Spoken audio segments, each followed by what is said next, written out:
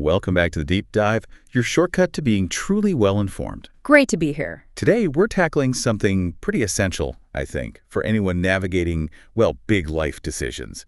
We're talking about the language of real estate. Ah, yes. The jargon. Exactly. We've got this great stack of glossary definitions right here, which you sent in, covering really everything from the first offer. All the way through closing. Yeah.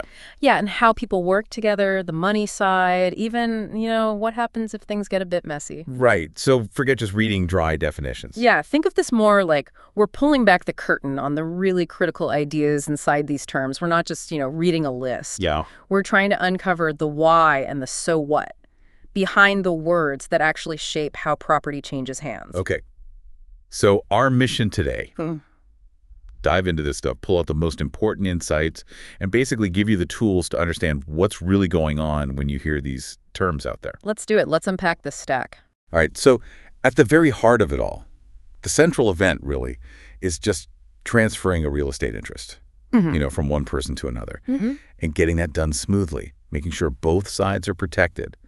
That often relies on a process called escrow. Escrow is absolutely fundamental, yeah. The sources, they describe it as a neutral depository process. Neutral depository. Sounds official. It does. But what that really means, is it's the trusted third party. They hold on to all the sensitive stuff. Like the money. The deed. Exactly. The buyer's money, the seller's signed deed, and they hold it until every single condition of the deal is met, like simultaneously. Ah, okay. So it's like a safe holding bin for the whole transaction. Yeah. You don't just hand cash to the seller. No.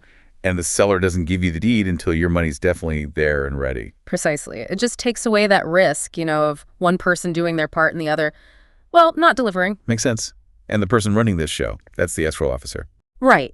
A licensed agent specifically authorized to manage these, frankly, quite complex transfers. And they're not just winging it, I assume. They're guided by escrow instructions. Yes, exactly. Those are the detailed directions, the directives given by the principals, so the buyer and seller. Okay. They basically tell the escrow officer exactly how to coordinate the closing based on what everyone agreed to in the contract. They're like the marching orders for those final steps. Got it. And speaking of that contract, it all kicks off with the offer. The sources mentioned the deposit receipt. Yes, the deposit receipt. That's the document that serves as the buyer's written offer to buy the place. Okay. It often comes with a deposit. And critically, the sources say this document becomes the actual legally binding contract once the seller accepts it. Ah, so it's more than just a receipt. Oh, yeah. Much more. It's really the start of the whole agreement. And that deposit you mentioned, that's the good faith deposit, sometimes called earnest money. Correct. Earnest money, good faith deposit. It's a sum the buyer puts down up front. It's not technically part of the purchase price just yet. Okay. But it's held in escrow. And its purpose is really to show the buyer is serious. They're committed to going through with it. Shows you're not just kicking tires. Exactly. You're putting some skin in the game. Okay, so you've made an offer. Maybe it's accepted. Escrow's lined up. Now, who's actually guiding you through all this? This brings us to agency and real estate. Right. Agency. It's the legal relationship where one person, the agent, has the authority to act for someone else. Their client. Their client, who's called the principal. Yeah. And this relationship, it's built on trust, and it comes with some pretty significant legal obligations. And the biggest one seems to be the fiduciary duty, especially the one owed to your own client. The sources say acting in the highest good faith. What's that mean in practice? Highest good faith. Yeah, it means your agent is legally required to put your interests ahead of their own. Even ahead of their commission. Even ahead of their commission. Absolutely. They have to avoid conflicts of interest. They have to tell you everything relevant they know, fully disclose, and never, misrepresent, conceal things, or pressure you unfairly. It really is the highest standard of care in professional relationships, designed specifically to protect you when the other side, naturally, has opposite goals. But they do still owe something to the other party, right? They can't just lie to them. No, absolutely not. There's what's called a general duty owed to, non-client individuals in the deal. Okay. Now, it's not that same super high fiduciary standard, but it does mean the agent has to act honestly and in good faith, and specifically disclose any known adverse material facts about the property, things that aren't obvious. So known problems they have to reveal. Known problems, yeah. Even to the other side. You can't hide them. Sounds like these duties are so important there's actually a standard form everyone gets. Exactly right. The sources point out the agency law disclosure. In California, for example, this form gets delivered pretty early on in most residential deals. And it just lays it all out. It literally restates the key laws and court cases about agency. It makes sure everyone knows who represents whom and what duties are owed. It's meant to just clear up any confusion right from the start. Okay. Now, one concept that I think often raises eyebrows is dual agency, or having a dual agent. Ah, yes, dual agency. That's where one broker, just one, legally represents both the buyer and the seller. In the same deal. In the exact same transaction, yeah. And the sources definitely mention this requires very specific, informed consent from both people. Makes sense. Because, inherently it creates a potential conflict of interest, right? How can you fight for the highest price for the seller and the lowest price for the buyer when you represent both? Yeah, that sounds tricky to navigate fairly. Are there other ways agents work together? Oh, sure. You often hear the term cooperating broker. That usually refers to the agent working with the buyer. And they're cooperating with the seller's agent. Now, while their main relationship is clearly with their buyer client, in many sort of traditional setups, they technically act as a subagent of the seller's broker. A subagent, meaning? Meaning they actually owe certain specific duties to the seller through that arrangement, even though their main job is helping their buyer. And a subagent, more generally, is just someone whose authority comes from the main agent, not directly from the client, the principal. The agent basically delegates some tasks or duties to them. Okay. The sources also flag something called an affiliated business arrangement, ADA. What's that about? Right, an ABA. This comes up when, say, your real estate broker refers you to another service provider, maybe a title company, maybe a mortgage broker, where the broker or their company actually has an ownership stake.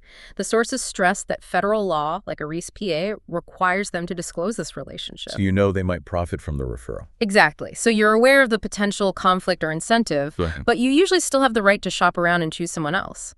It really seems like understanding who owes what duty to whom is just fundamental.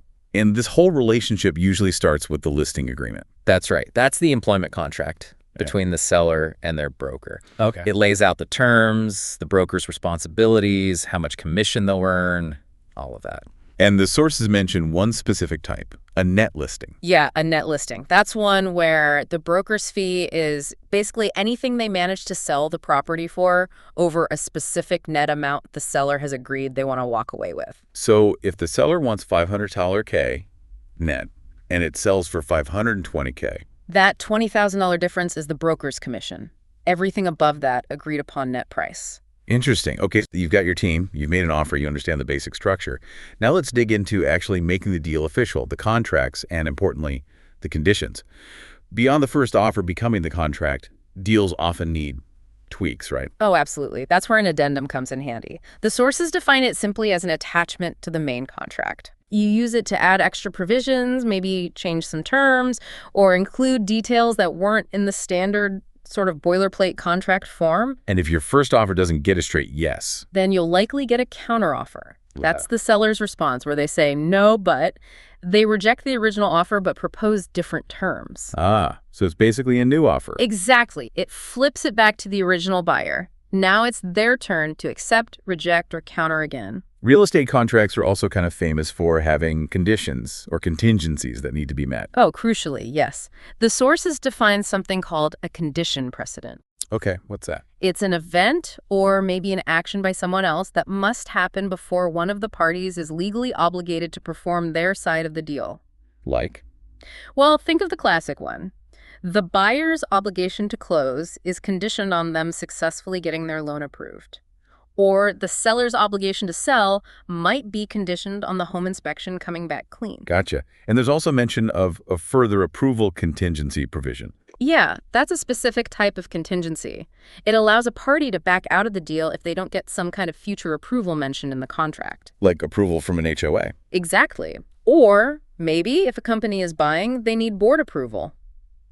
If that specified approval doesn't happen, the party who benefits from that contingency can usually cancel the deal without losing their deposit. And speaking of conditions, timing is almost always a big one. the sources highlight the time essence provision. Right. Time is of the essence. This clause basically means that all the dates and deadlines written into the contract are firm. They're not just suggestions. So missing a deadline is a big deal. It can be a very big deal. If this clause is in there, missing a date isn't just a minor hiccup. It could be considered a material breach, potentially allowing the other party to walk away.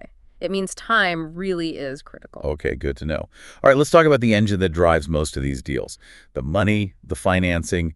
There's a great legal term the sources use, hypothecate, also known as pledge. Yeah, it sounds complex, but the concept is pretty straightforward. It's putting an asset up as security for a debt without actually giving up possession of it. So when you get a mortgage on your home, you hypothecate it.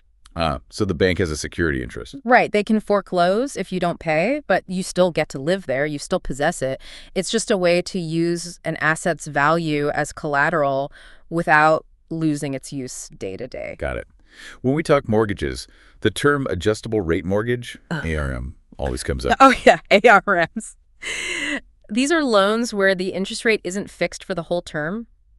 The sources explain they often start with an initial, usually lower teaser rate. Just temporary, though. Right, just temporary. After that initial period, the rate resets periodically, and it resets based on a specific financial index, maybe an index tied to treasury rates or something like SOFR now, plus a set margin. And the margin is? That's the lender's profit baked in. Yeah. It's a certain percentage point amount added on top of the index rate. So the index might go up or down with the market, but the margin usually stays fixed for the life of the loan after that first teaser period.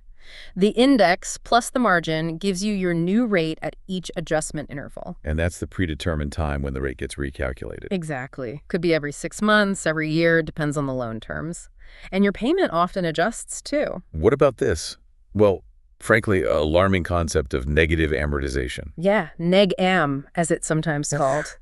It's a real risk with certain types of ARMs or specific payment options they might offer. It happens when your scheduled monthly payment is actually less than the interest that's due for that month. So you're not even covering the interest. Exactly. And that shortfall, the unpaid interest, it isn't forgiven. It gets tacked on to your loan's principal balance. Oof. So you're making payments, but the total you owe is actually going up. Precisely. The sources correctly flag that as something pretty significant to watch out for. Definitely. And a balloon payment. That's a single, really large payment due at the very end of the loan term, much bigger than your regular payments. Why would that happen? It happens with loans where the regular payments weren't set up to pay off the entire debt over the loan's life. So maybe interest-only payments or payments based on a 30-year schedule, but the loan is only for 10 years.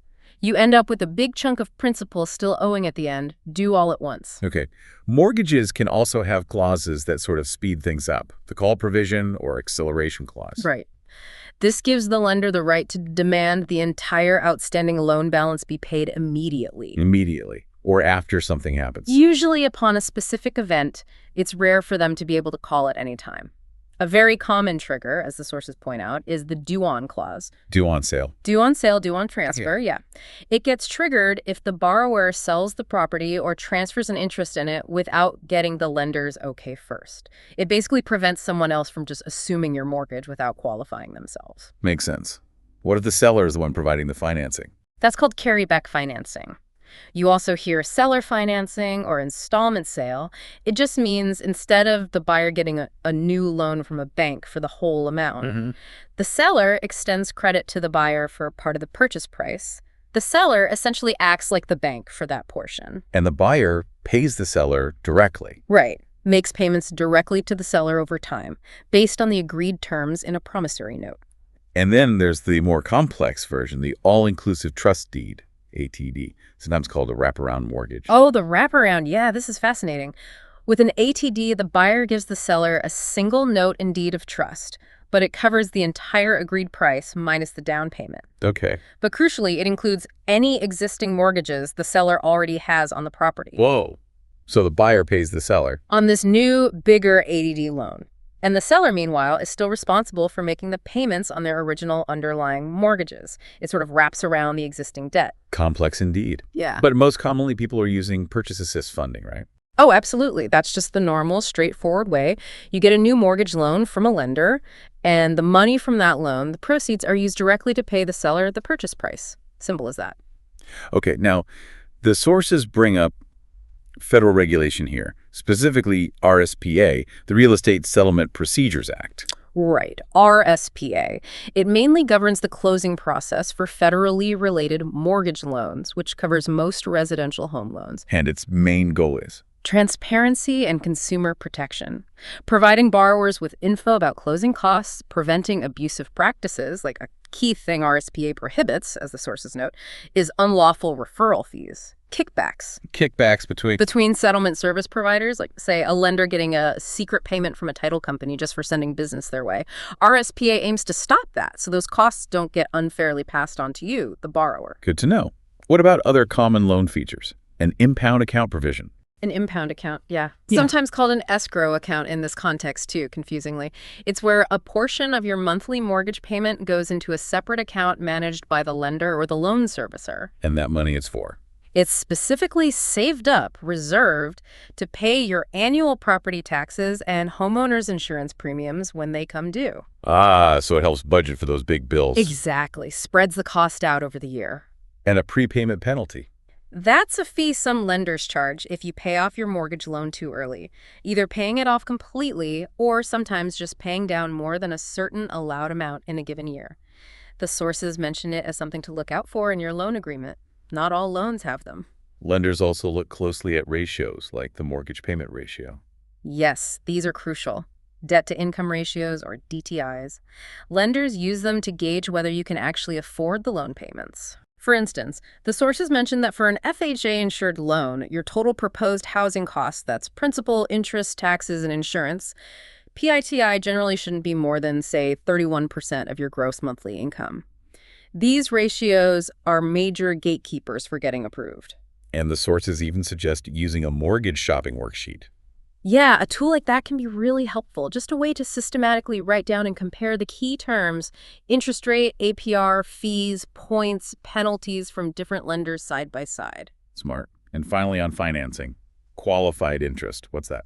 Qualified interest refers to the mortgage interest you pay on your main home, and usually one second home, that you're allowed to deduct from your taxable income when you itemize deductions. They're subject to tax laws, of course. Subject to current tax laws and limits, exactly. But it's generally a key tax benefit associated with owning a home. Okay, that covers a lot on the money side.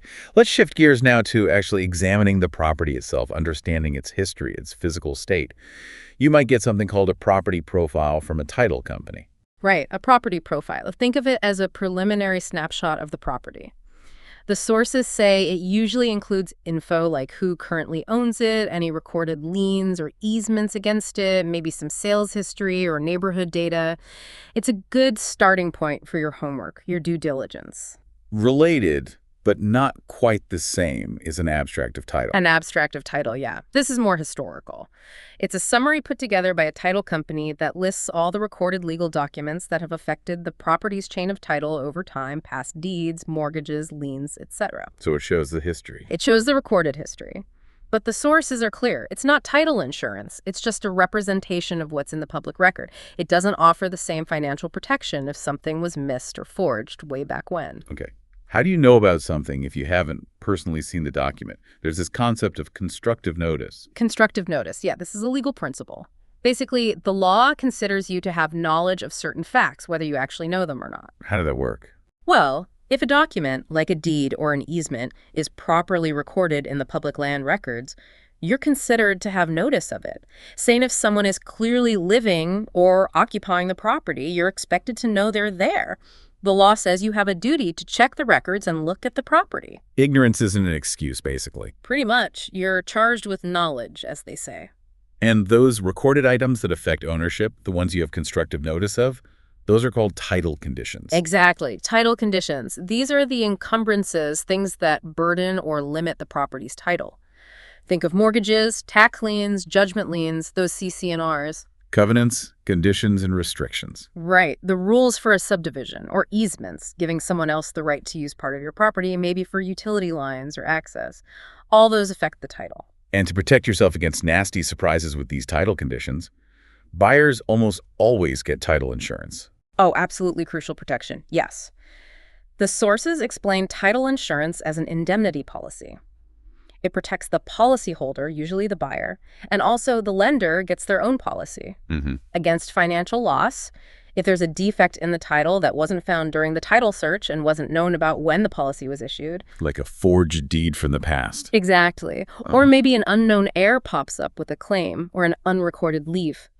Title insurance is your financial backstop for those kinds of hidden title problems. But the policy itself has exceptions, right? Often listed on Schedule B. Correct. Schedule B is a very important part of your title policy. It lists everything that is specifically excluded from coverage. What kind of things? Well, it includes standard exceptions that apply to most policies, like rights of parties in possession or easements not shown in public records. And then it lists specific exceptions found during the search for that particular property, like the recorded CC&Rs, or that specific utility easement crossing the backyard. It tells you exactly what the insurance won't cover. And right before closing, they do one last check, a date-down search. Right. The date-down search or endorsement. After the main title report is done, there's usually a gap before the actual closing. So just before recording the deed and mortgage, the title company does a final last-minute search of the public records. To catch anything new? Exactly. To date down the search right up to the present moment. Make sure no new liens, judgments, or transfers popped up in that gap between the initial report and the closing time. It's a final safety check. Okay, so that's title, the history. What about the actual physical condition of the house itself? The transfer disclosure statement, TDS, seems key here. The TDS, yes. In California, it's a legally required disclosure document. The seller has to fill it out and give it to prospective buyers. And what's on it? The seller discloses any defects, malfunctions, or problems with the property and its systems that they are aware of or suspect exist. It's the seller's chance and obligation to be upfront about what they know. But buyers don't just rely on that, right? They usually get a home inspection report, HIR, from a home inspector. Yes, and this is really a critical step for the buyer's own due diligence. You hire a professional home inspector who goes through the house, top to bottom roof, foundation, plumbing, electrical, heating, cooling, and they report on any defects or significant conditions they observe. It gives the buyer their own expert assessment independent of what the seller might know or disclose. And then there's the charmingly named Structural Pest Control Report, SPC, sometimes called a separated report. Right, the termite report, basically. It specifically looks for wood-destroying pests, like termites or organisms like fungus or dry rot. Okay. And it's often separated into Section I items. That means active infestations or damage that needs fixing right now. Urgent stuff. Urgent stuff, yeah. And Section 2 items, which are conditions that aren't problems yet but could lead to future problems if not addressed, like maybe wood touching soil or excessive moisture somewhere. And the sources might also mention finding things like hazardous waste. That falls under physical condition, too. Absolutely. That's another potential physical condition that would definitely need to be disclosed if known. There's also the Natural Hazard Disclosure Statement, NHD. What hazards are we talking about? The NHD informs buyers if the property is located within certain zones officially mapped by state or federal agencies as having specific natural hazards. Like earthquakes. Earthquakes, yeah, like special fault zones identified by the Alquist-Priolo maps. Also flood zones, high fire severity zones, seismic hazard landslide zones. It's about the known environmental risks of the property's specific location. And all these disclosures, all these reports, they're really trying to reveal anything that qualifies as material defect or material fact. That's the key concept underlying all this disclosure. A material fact is any piece of information about the property, its condition, its title, its location, that, if a buyer knew about it, would likely influence their decision, either whether to buy it at all or maybe what price they'd be willing to pay. Sellers and agents both have duties to disclose the material facts they're aware of. Okay. The sources also briefly mention the concept of waste. What does that mean here? Waste, in a real estate context, isn't about trash. It refers to someone in possession of the property, maybe the owner, maybe a tenant doing something, either intentionally damaging it or just through serious neglect that significantly reduces the property's value. So letting the house fall apart. Yeah, or actively damaging it. For a homeowner with a mortgage, committing waste could actually violate their loan terms because it harms the lender's collateral, the house itself. Right. Okay, unfortunately, not every deal closes perfectly. Let's look at how disputes get handled. based on the sources. Yeah. One method mentioned is arbitration. Right, arbitration. It's a form of ADR, alternative dispute resolution. Instead of going to court, the parties agree beforehand, usually in the contract, to present their dispute to a neutral third party, the arbitrator. Who acts like a judge. Sort of like a private judge, yeah. They hear the evidence, make rulings, and then issue a final decision, which is called an award. And the sources highlight something important. Arbitration awards are usually binding and very difficult to appeal or get reviewed by a court. So it's faster, maybe cheaper, but you give up some rights. You give up the right to a court trial, a jury trial, and most rights to appeal. It's meant to be final. Some contracts might also include an attorney fees provision. Yes, very common. This clause says that if there's a legal fight related to the contract, the party that wins the case, The prevailing party. right, the prevailing party, is entitled to get their reasonable attorney's fees and legal costs paid by the losing party. It can definitely raise the stakes in deciding whether or not to sue. What happens if, say, a buyer just backs out without a good reason and the deal falls apart? Well, the concept of forfeiture might come up, especially regarding the deposit. Forfeiture means losing money or rights because you failed to perform your side of the bargain. So the buyer might lose their deposit? They might. But the sources make an interesting point here. They say that courts abhor forfeiture. Abhor. Strong word. It means courts generally don't like enforcing harsh penalty clauses that result in someone losing a large amount of money unfairly.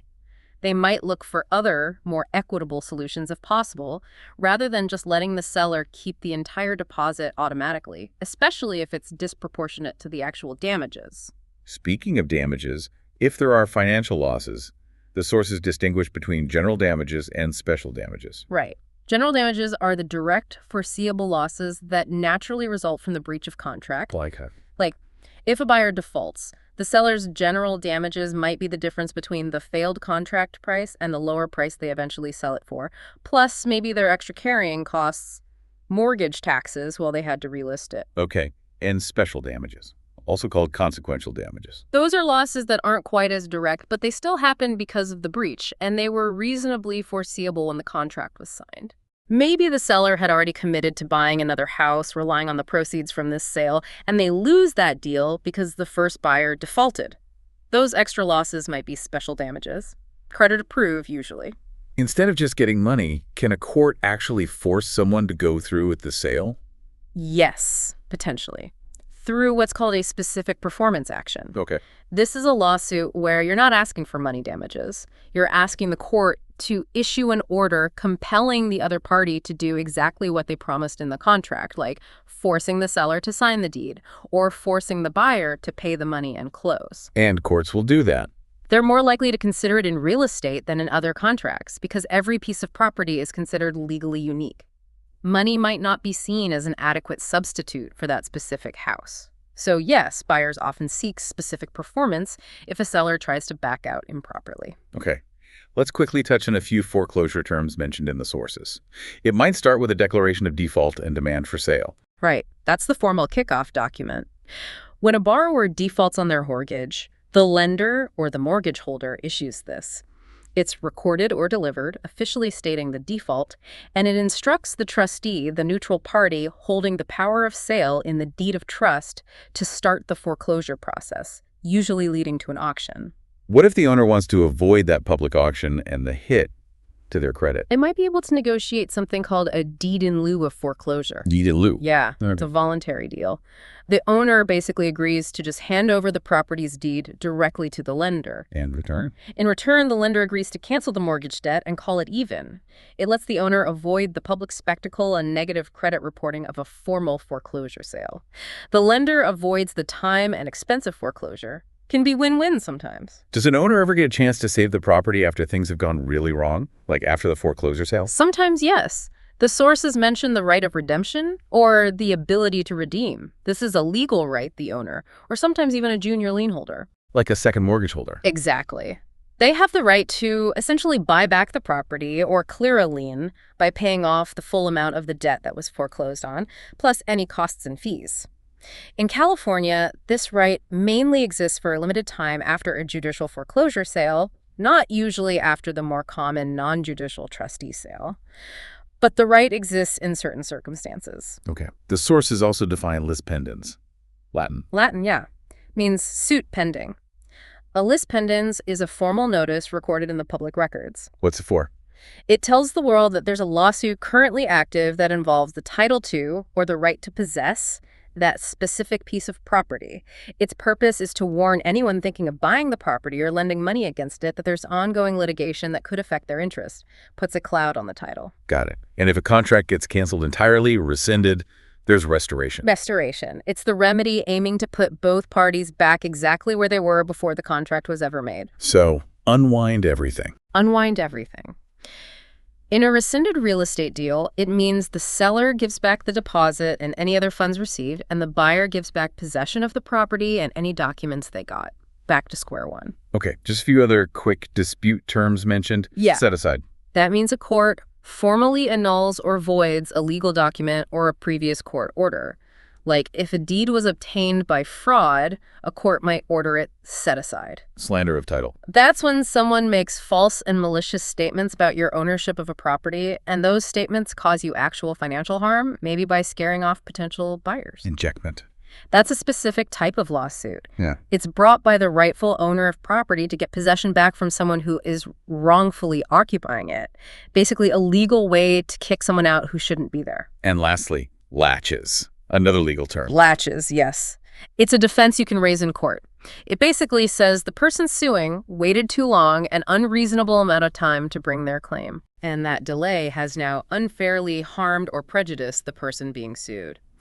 It comes from the idea that equity aids the vigilant, not those who slumber on their rights. If you wait too long, you might lose your right to sue. Wow, okay. We've covered the deal, the problems. Let's quickly touch on how property can actually be owned and some related rights. This is often called vesting. Right, vesting. It just refers to how the title to the property is legally held. The simplest way is severalty ownership. Sounds like several people, but it's not. Exactly. Confusing name. Severalty means owned by just one single person or one single legal entity like a corporation. Sole ownership. And if it is owned by more than one person? Then it falls under the umbrella of cotenancy. And there are different forms of cotenancy, like joint tenancy, tenancy in common, and importantly, community property. Community property being? A concept in certain states, like California. As the sources note, it generally means property acquired by a married couple during the marriage is owned equally by both spouses, unless it was received as a gift or inheritance, which would be separate property. Okay, an inter vivos trust, or living trust. Right, a living trust. That's a trust you set up while you're alive. Inter vivos means between the living. You transfer ownership of your property into the trust. Why is that? Primarily for estate planning. It allows the property to pass to your chosen beneficiaries when you die without having to go through the public, often lengthy and costly probate court process. The trust itself holds the legal title. Homeowners also have a specific protection against certain debts through the idea of homestead. Yes, the homestead exemption. Mm-hmm. It shields a certain amount of the equity you have in your main home, your principal residence, from being taken by certain types of creditors. Like credit card debt. Often judgment creditors from unsecured debts, yeah. Now, in California, there's an automatic homestead protection provided by statute just by living there. But you can also formally record a declaration of homestead. Why do both? Filing the declaration can provide some additional legal benefits and potentially a higher protection amount in certain situations, depending on the specific circumstances and current law. Okay. What about defining the property itself? Simple terms like fixture. A fixture, right. That's something that started out as personal property, like, say, a chandelier you bought at the store. Mm-hmm. But then it gets attached to the real estate in a way that the law considers it to have become part of the real property itself, like it's bolted to the ceiling. So it stays with the house when sold. Usually, yes. Fixtures are generally included in the sale unless the contract specifically says otherwise.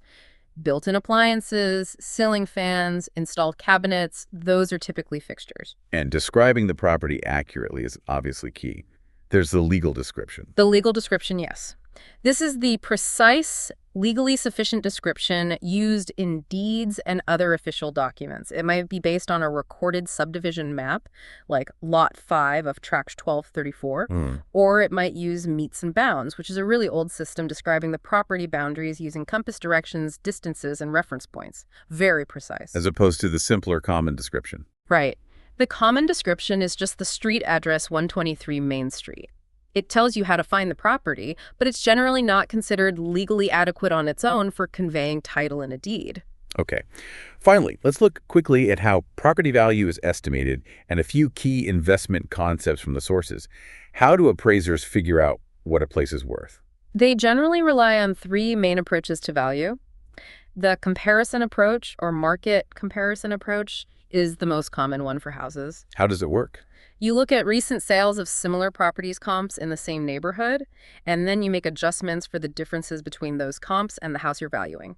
Differences in size, condition, features, etc. Makes sense. Then there's the cost approach. Right. The cost approach estimates value based on what it would cost to build the property's improvements. The building's brand new today, using current construction costs. Yeah. Then you subtract an amount for depreciation, how much value the existing buildings have lost due to age or wear and tear. And finally, you add in the estimated value of the land itself. It's often used for unique properties like schools or churches, or for brand new construction where comps are scarce. And the third one, the income approach. That's used primarily for properties that generate income, like apartment buildings, office buildings, shopping centers. How does that work? It estimates the property's value based on the income it's expected to produce in the future. This involves analyzing a projection or forecast of future income and operating expenses. You often see this laid out on an annual property operating data sheet, or APOD worksheet. And the key number from that is net operating income, NOI. Absolutely crucial number, NOI. It's the property's total income from rent and other sources minus all its operating expenses, things like property taxes, insurance, maintenance, management fees. But not including the mortgage payments, debt service, or income taxes paid by the owner. It's purely a measure of the property's ability to generate profit from its operations. Got it. An implicit rent, what's that? Implicit rent is more of an economic concept. It's the value an owner-occupant gets from living in their own property instead of renting it out to someone else. It's like the income they could have earned if they were a landlord, but instead they're receiving the benefit of living there themselves. Interesting. Okay, the sources also touch on some tax strategies, most notably the Section 3031 transaction. Yeah. Section 131. Ah, the 1031 exchange, yes. This is a section of the U.S. tax code, the Internal Revenue Code.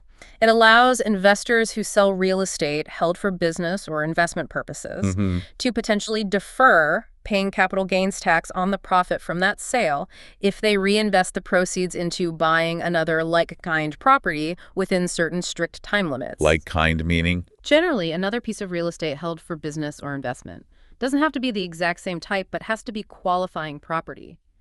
It's a really powerful tool for building wealth in real estate over time by deferring taxes. And the sources mention a Section 31 cooperation provision in contracts. Right. That's just language put into a purchase agreement signaling that one or both parties might be planning to use a 1031 exchange as part of the transaction and agreeing to reasonably cooperate with the necessary steps without incurring extra liability or cost. There's even a reverse 1031 transaction or parking transaction. Sounds complicated. It is more complex, yeah. A reverse exchange is when the investor actually arranges to acquire the replacement property before they sell the property they currently own. An intermediary technically parks or holds title to one of the properties temporarily to make the exchange mechanics work under the rules. And the whole goal here is non-recognition of gain. That's the tax term for it, exactly. Non-recognition means the profit, the capital gain you made on the sale isn't taxed currently. The tax liability is essentially carried over into the new replacement property. You don't avoid the tax forever, but you defer it, allowing your full equity to keep working for you. And finally, the value the county uses for property taxes, assessed taxable value. Right. That's the value the local county assessor assigns to your property specifically for calculating how much property tax you owe. In many places, like California under Prop 13, this assessed value is often based on the property's purchase price. That becomes the base year value and can only increase by a small capped amount each year thereafter, even if the actual market value skyrockets. Which can lead to big differences between market value and assessed value over time. Huge differences, potentially, yeah. Wow. Okay. We just navigated a lot of terminology there. I mean, from the very beginning, the offer, that protective layer of escrow. Yeah, understanding who's representing you, that fiduciary duty. Right. The complexities of financing, ARMs, negative amortization, geez. Protecting your ownership with title insurance, knowing the property's actual condition from all those reports. Handling disputes, forfeiture versus specific performance. Understanding how you even hold title. And even how value is assessed. It's a lot. It really is. But you've gone way beyond just hearing definitions now. You've got insights into why these terms matter, right? Yeah. The risks they manage, the protections they offer. Absolutely. How they fit into this bigger, often really complex process. Think about how knowing constructive notice or material fact just fundamentally changes how you should approach your own homework, your due diligence. Yeah. Knowing the language really does empower you, doesn't it? To understand the agreements, ask smarter questions of your agent, your lender. Feel more confident just navigating the whole thing. Yeah. This deep dive wasn't just about memorizing words. It was definitely about getting a much clearer picture of the whole landscape. Indeed. The sources kind of provided the map, and hopefully now you have a much better sense of the key landmarks you'll encounter along the way. So as you think about everything we just covered in this deep dive, what single term or maybe concept stands out to you the most? What idea perhaps shifted your perspective, even just a little, on real estate deals? Something to think about as you move forward.